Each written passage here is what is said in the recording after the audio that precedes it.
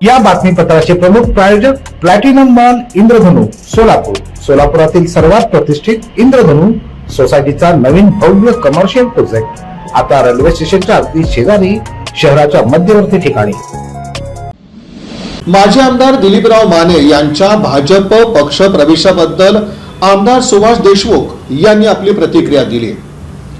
आमच्यात भागीदार नको अशा शब्दात त्यांनी एक सूचक वक्तव्य या दरम्यान केलंय.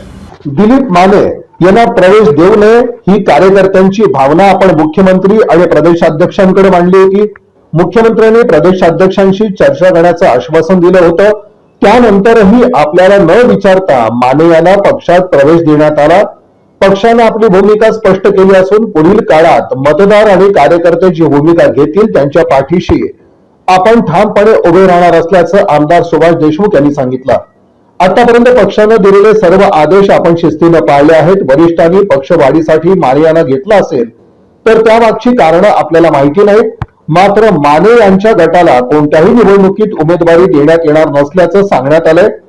त्यावर आता नाईलाजानं का होईना विश्वास ठेवावा लागणार असल्याचं नमूद करून त्यांनी आमच्यात भागीदारी करू नये असं आमदार देशमुख म्हणाले.